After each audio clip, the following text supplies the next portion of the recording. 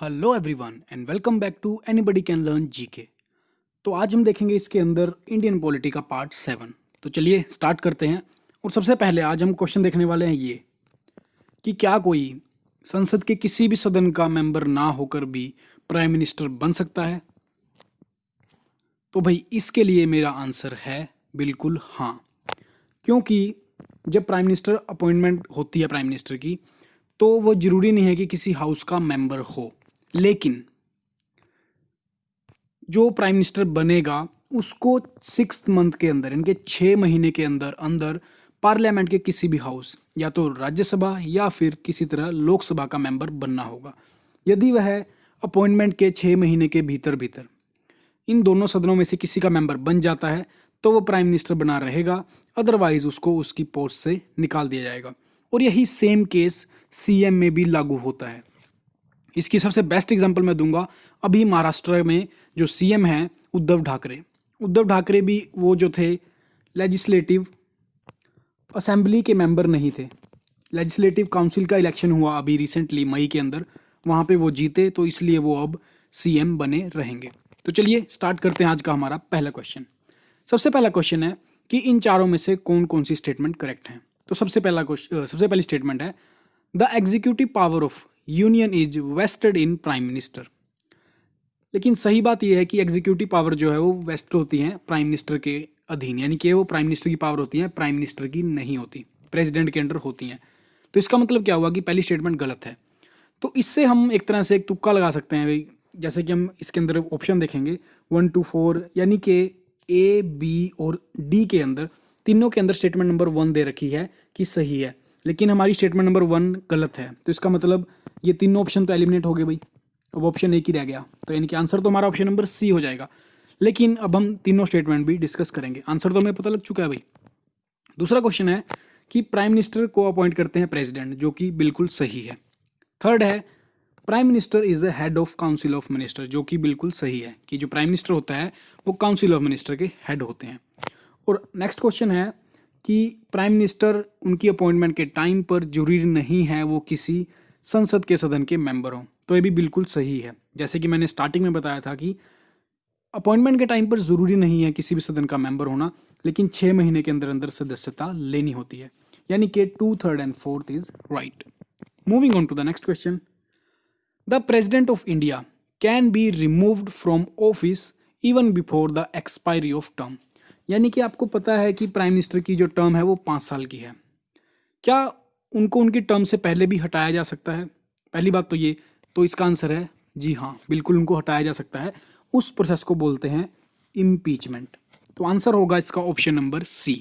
अब इम्पीचमेंट होगा कैसे वो डिस्कस करते हैं। पहली बात तो ये कि आर्टिकल नंबर 61 में लिखा हुआ है राष्ट्रपति के इम्पीचमेंट के बारे में, और ये स्टार्ट हो सकता है पार्लियामेंट के किसी भी हाउस में, या तो ये शुरू हो सकता है लोकसभा में या फिर ये शुरू हो सकता है राज्यसभा में।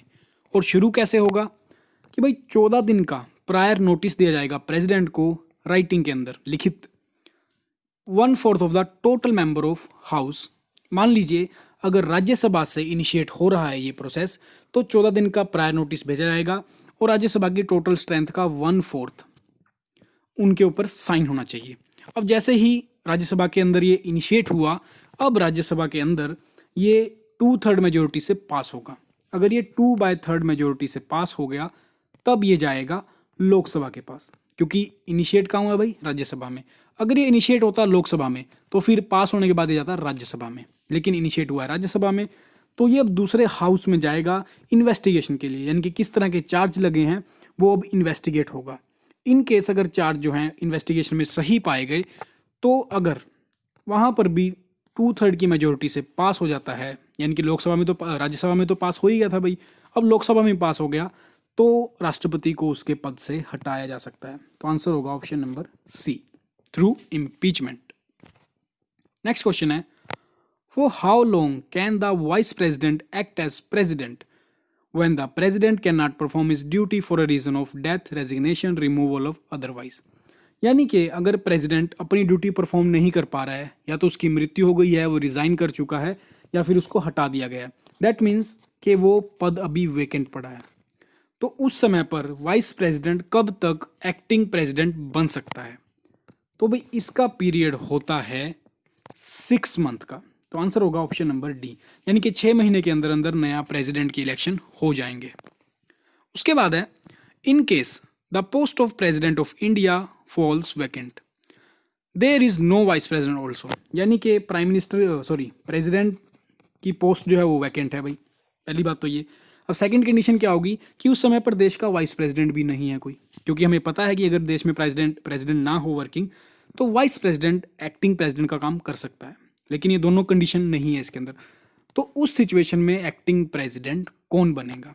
बहुत ही इंटरेस्टिंग क्वेश्चन है भाई, और बहुत ही एग्जाम में आ चुका है।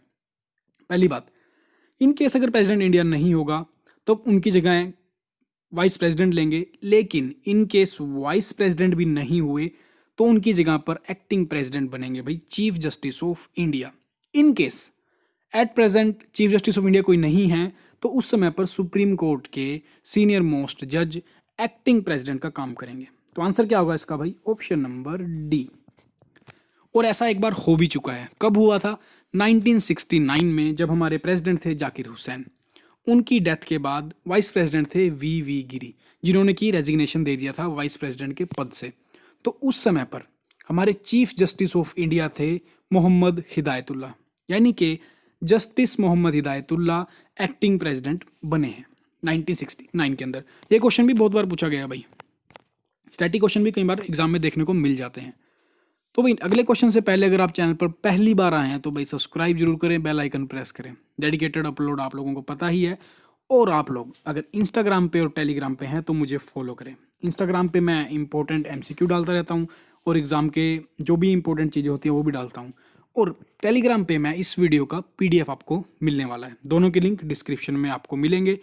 और ये नीचे लिखे हुए सभी तरह के एग्जाम्स के अंदर सेंटर स्टेट सभी में आपको हेल्प देने वाला है। नेक्स्ट क्वेश्चन है, the joint sitting of session house, the joint sitting of the house of people, जिसको कि हम लोग हाउस ऑफ पीपल को क्या बोलते हैं भाई? लोकसभा। और काउंसिल ऑफ स्टेट इसको बोलते हैं हम राज्यसभा। इज समन बाय, यानी कि किसके द्वारा बुलाई जाती है जॉइंट सीटिंग? ये आर्टिकल नंबर 108 में लिखा गया है, बहुत इंपॉर्टेंट है भाई आर्टिकल नंबर 108। तो होता क्यों है भाई? इन केस ऑफ डेडलॉक, यानी कि डेडलॉक हो जाए, यानी कि कोई बिल है वो हाउस ऑफ पीपल में तो पास हो जाए लेकिन राज्यसभा में अटक जाए, या फिर राज्यसभा में पास हो जाए लोकसभा में अटक जाए, तो उस सीन में हम लोग डेडलॉक बोलेंगे। उस सिनेरियो में क्या होगा? प्रेसिडेंट जो है, तो आंसर हो गया option number A, under article 108 joint sitting बुलाएगा दोनों हाउसेस की। और उस जो जॉइंट सीटिंग होगी उसमें जो स्पीकर होंगे लोकसभा के वो प्रिजाइडिंग ऑफिसर होंगे। ये क्वेश्चन भी बहुत बार पूछा गया है भाई। तो आंसर क्या है इसका? Option number A. Next question है, the only instance when the president of India exercise his power of veto, यानी कि एक बार प्रेसिडेंट ने वीटो पावर यूज़ की अब तक, तो वो किसके रिलेटेड की थी भाई? तो ये बात कर रहा हूँ भाई मैं 1986 के अंदर। उस समय पर हमारे प्रेसिडेंट थे ज्ञानी जैल सिंह जी। तो उन्होंने अपनी पॉकेट वीटो यूज़ की थी किस चीज़ के अंदर? The Indian post office amendment bill के अंदर, यानी कि उन्होंने ये बिल अपने ऑफिस के अंदर ही रोक लिया था। तो आंसर क्या होगा? Option number C. उसके बाद है, under which article president has been empowered to promulgate an ordinance. Ordinance को भाई हिंदी में अध्यादेश बोलते हैं, यानी कि प्रेसिडेंट के पास किस आर्टिकल के तहत ऑर्डिनेंस जारी करने की पावर है। अब भाई ऑर्डिनेंस लाया क्यों जाता है ये भी डिस्कस करेंगे। क्यों लाया जाता है पहले हम ये देखते हैं। क्योंकि अगर मैं बात करूं पार्लियामेंट की, पार्लियामेंट के अंदर भाई 3 सेशन होते हैं। पहला होता है बजट सेशन, दूसरा मॉनसून और तीसरा विंटर। अब मैं एग्जाम्पल के तौर पर बात करता हूँ कि ऑर्डिनेंस क्यों लाया जाएगा।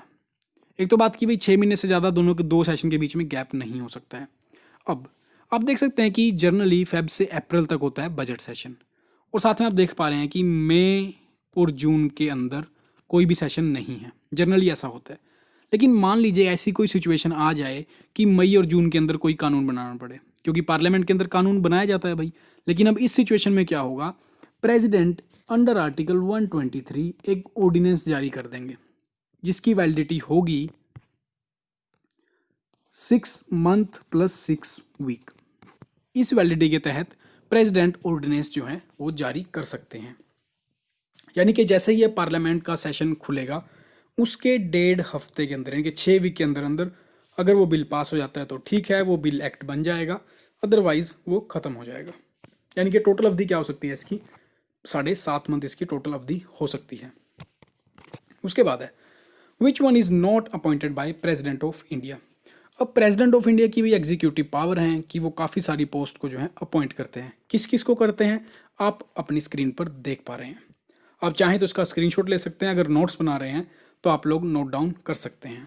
अब देखने वाली बात यह है कि इन सारी पोस्ट के जो ऑप्शन में दिए गए हैं प्राइम मिनिस्टर, उनको मैंने हाईलाइट कर दिया है, ये ऑप्शन और ये ऑप्शन। यानी कि चीफ इलेक्शन कमीशन को भी अपॉइंट करते हैं प्रेसिडेंट, स्टेट के गवर्नर्स को भी अपॉइंट करते हैं और प्राइम मिनिस्टर को भी अपॉइंट करते हैं। तो लेकिन वाइस प्रेसिडेंट को प्रेसिडेंट अपॉइंट नहीं करते हैं, और यही क्वेश्चन में पूछा हुआ है। तो आंसर होगा ऑप्शन नंबर ए। उसके बाद है which president of India completed 2 successive term. यानी कि इन चारों में से किस प्रेसिडेंट ने लगातार 2 बार अपनी टर्म कंप्लीट की हैं एज ए प्रेसिडेंट। तो भाई जो लिस्ट है हमारे प्रेसिडेंट की वो मैंने डिस्क्रिप्शन के अंदर डाल दी है, तो वहाँ जाकर आप लोग देख सकते हैं कि कौन सा प्रेसिडेंट कितने टाइम के लिए कब कब हमारे देश के प्रेसिडेंट बने। तो आंसर तो है भाई इसका option number D, doctor Rajendra Prasad, क्योंकि ये 1950 से लेकर 1962 तक हमारे प्रेसिडेंट रहे हैं। तो आंसर होगा ऑप्शन नंबर बी। और साथ में अगर मैं डॉक्टर एस राधाकृष्णन की बात करूं, ये लगातार 2 टर्म के लिए हमारे वाइस प्रेसिडेंट रहे हैं भाई। Moving on to the next question. A bill is presented in parliament become an act after. यानी कि कोई भी बिल प्रेसिडेंट पार्लियामेंट में प्रेजेंट होता है, लेकिन वो एक्ट कब बनता है। चलिए मैं इसकी आपको छोटी सी एग्जांपल देता हूँ। जैसे कि आपने देखा होगा, पहले हम लोगों ने देखा था कैब, ठीक है। बाद में अब हम कैब के बारे में नहीं सुन रहे भाई, हम CAA के बारे में सुन रहे हैं, क्योंकि ये सिटीजन अमेंडमेंट बिल था जिसको प्रेसिडेंट की मंजूरी के बाद। तो आंसर क्या होगा ऑप्शन नंबर बी। ये अब सिटीजन अमेंडमेंट एक्ट बन गया। यानी कि कोई भी बिल एक्ट कैसे बनता है, तो वो प्रेसिडेंट की मंजूरी के बाद बनता है। आई होप आपको एग्जाम्पल भी क्लियर होगी। तो आंसर हो गया इसका ऑप्शन नंबर बी। जैसे मैं अब उसकी बात करूं, ऑर्डिनेंस की बात करूं, लास्ट क्वेश्चन में बात की थी मैंने, तो जो ट्रिपल तलाक था इसके ऊपर भी बीजेपी गवर्नमेंट ने पहले ऑर्डिनेंस ही जारी किया था भाई, ट्रिपल तलाक के ऊपर। Moving on to the next. हाँ, एक चीज़ और इसके अंदर इंपॉर्टेंट देखने वाली बात यह है भाई, मान लीजिए अगर कोई बिल लोकसभा के अंदर स्टार्ट हुआ है तो वो लोकसभा से पास होकर जाएगा राज्यसभा में, ठीक है। इन केस अगर कोई बिल राज्यसभा से स्टार्ट हुआ है तो वहां से पास होकर जाएगा लोकसभा में, और फिर वहां से पास होकर ये प्रेसिडेंट के पास जाएगा उनके सिग्नेचर होने के लिए। उसके बाद है Rashtrapati Bhavan was design by. यानी कि राष्ट्रपति भवन किसने डिजाइन किया था, तो ये किया था भाई एडविन लुटियन ने। और आप लोगों ने रायसीना हिल्स के बारे में भी सुना होगा भाई, कि प्रेसिडेंट हाउस जो है हमारा रायसीना हिल्स के अंदर ही है। यानी कि रायसीना हिल्स भाई कोई ज्योग्राफिकली वो नहीं है कि कोई पहाड़ी वगैरह है, इसका इस एरिया का नाम ही रायसीना हिल्स है, जहाँ पे राष्ट्रपति निवास है। अब आप एक नाम और देख रहे हैं, और देखने वाली बात यह भी है भाई कि जो राष्ट्रपति भवन है इसको 1950 तक वॉयसरॉय हाउस कहा जाता था, क्योंकि यहाँ पर पहले वॉयसरॉय रहते थे, लेकिन देश आजाद होने के बाद ये खत्म हो गया, उसका नाम राष्ट्रपति भवन रख दिया गया। उसके बाद है ले कॉर्बर्स, ये जो है चंडीगढ़ का जो आर्किटेक्ट थे वो यही थे, तो ये भी एग्जाम में बहुत बार पूछा गया भाई। उसके बाद है president of India does not have right. यानी कि इन चारों में से कौन सा राइट नहीं है। तो पहली बात है गिव पार्डन। तो यानी कि अगर मैं जुडिशियल पावर की बात करूं तो आर्टिकल नंबर 72 के तहत प्रेसिडेंट के पास पार्डन पावर है। उसके बाद बात करूं अगर मैं इमरजेंसी डिक्लेयर करने की, तो आर्टिकल नंबर 352, 356, 360 के अंडर प्रेसिडेंट के पास इमरजेंसी डिक्लेयर करने की भी पावर है। और ऑर्डिनेंस पास करने के बारे में तो मैंने बताया ही है कि आर्टिकल 123 के तहत पास कर सकते हैं। और अगर मैं इमरजेंसी की बात करूं तो 352 में नेशनल इमरजेंसी, 56 में स्टेट इमरजेंसी और 360 में फाइनेंशियल इमरजेंसी लागू की जा सकती है। अब बचा कुछ ऑप्शन रह गया भाई ऑप्शन नंबर बी, क्योंकि इसका भी जो है पार्लियामेंट के अंदर इम्पीचमेंट होती है। इम्पीचमेंट तो नहीं बोलूंगा मैं, उसको रिमूवल बोलूंगा, कि सुप्रीम कोर्ट के जजेस को पार्लियामेंट के थ्रू हटाया जाता है। तो आंसर होगा ऑप्शन नंबर बी, क्योंकि इसके अंदर प्रेसिडेंट की कोई राइट नहीं है। उसके बाद है which article empowers the president to consult supreme court.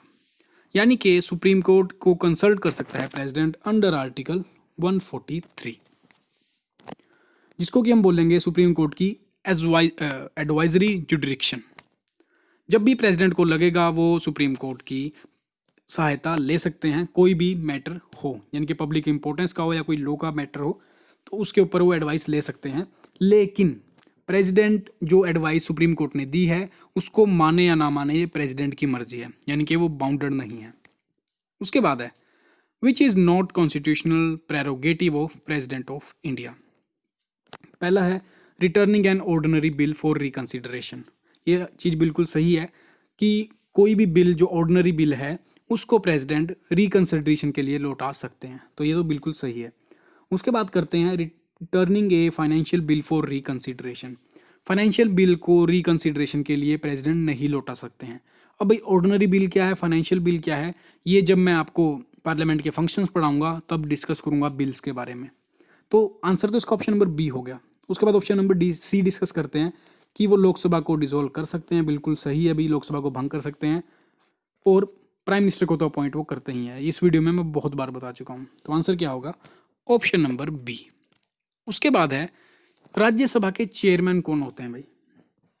तो राज्यसभा के चेयरमैन होते हैं भाई वाइस प्रेसिडेंट, यानी कि जो भी देश का वाइस प्रेसिडेंट होगा वो एक्स ओफियो चेयरमैन होगा राज्यसभा का, यानी कि वो राज्यसभा का चेयरमैन रहेगा। अब मैं बात करूंगा लोकसभा की। तो भाई लोकसभा में जो चेयरमैन होता है उसको बोलते हैं भाई हम लोग स्पीकर, और ये लोकसभा के सदस्यों में से ही एक चुना जाता है। अब देखने वाली बात यह है कि भाई जो राज्यसभा का चेयरमैन होता है वो राज्यसभा का मेंबर नहीं होता है, वो तो प्रेसिडेंट होता है। लेकिन लोकसभा राज्यसभा में यही फर्क है। डीप में इसको भी समझाऊंगा भाई, लेकिन आज के लिए इतना ही। तो वीडियो अच्छा लगे तो लाइक करें भाई, और अपने स्टडी ग्रुप में शेयर भी करें। Thanks for watching. जल्दी लेके आएंगे नया पार्ट, तब तक के लिए देखते रहिएगा। जय हिंद, जय भारत।